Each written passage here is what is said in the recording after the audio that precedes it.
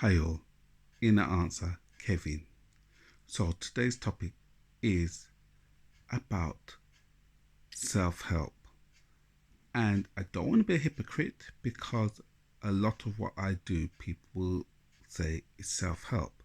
However, I do recognize that there is a real horrible element to the self-help industry, which I've been trying to challenge for a long time, but then people tell you that I'm being negative when I try to challenge what I see as the pitfalls. So, anyway, here we go. First thing first, self help. What happens is it becomes an obsession. You start looking at one thing and you continue. You read a book by whichever author, you look at religious practices, you look at belief systems, then you look at other religious practices and other belief systems, read more books, follow that business construct, follow the spiritual construct, follow this, follow that, and it becomes an obsession. And from my habit, not my habit, my experience, obsessions are actually a mental problem. What do I mean? If somebody obsesses about drink, we'll call them an alcoholic. If somebody obsesses about drugs, we'll say they're a drug addict. If someone obsesses about religion, we call them a kind of religious buff, a religious addict, a extremist, whatever it may be. However, when it comes to things like money or self-development, we say, oh, it's progressive, it's this, and so forth. I lump them all in the same category. It stops giving balance, which becomes an addiction, which becomes a mental health issue. So that's my belief. Second thing, toxic positivity. What do I mean?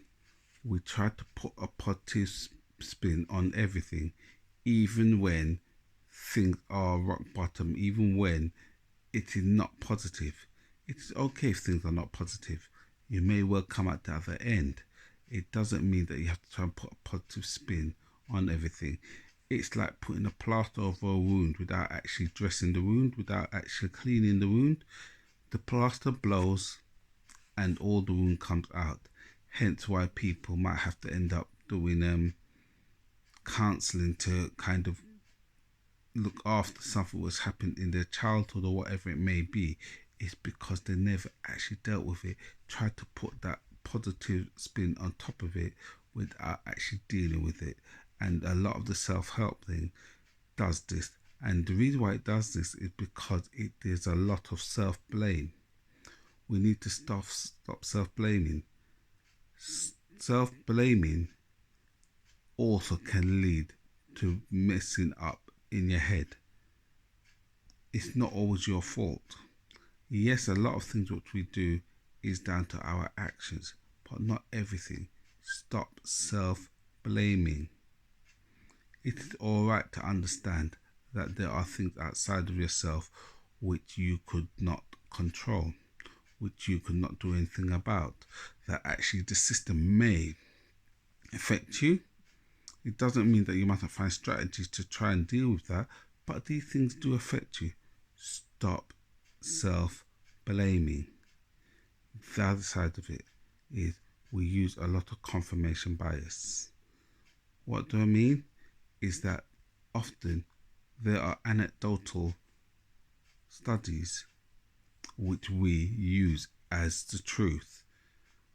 There could be lots of evidence to say something differs from what you believe, but because of those few little quotes, those few anecdotal studies, we hold that as our belief because we actively try to seek things to support what we believe rather than things that challenge us.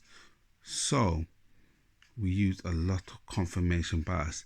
This is a dangerous premise because rather than opening up your mind, it closes up your mind, which leads me to the next thing.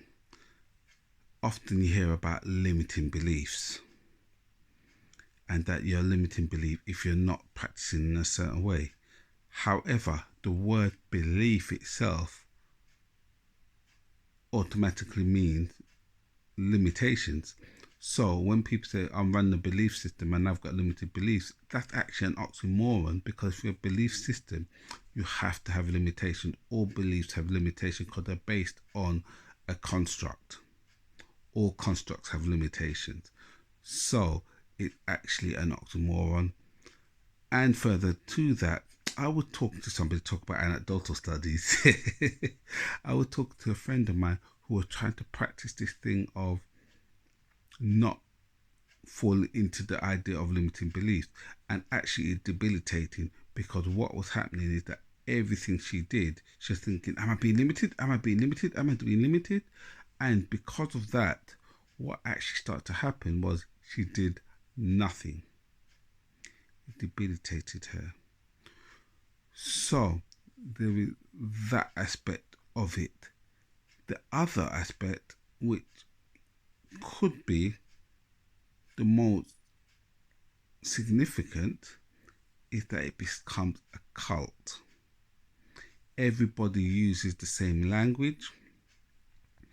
Everybody starts falling into the same pattern, and it doesn't matter what your belief systems are, i.e., whether you're Christian, whether you're Buddhist, whether you're Hindu, whether you're atheist, whether you're law of attraction, whatever it may be, everybody starts saying the same thing.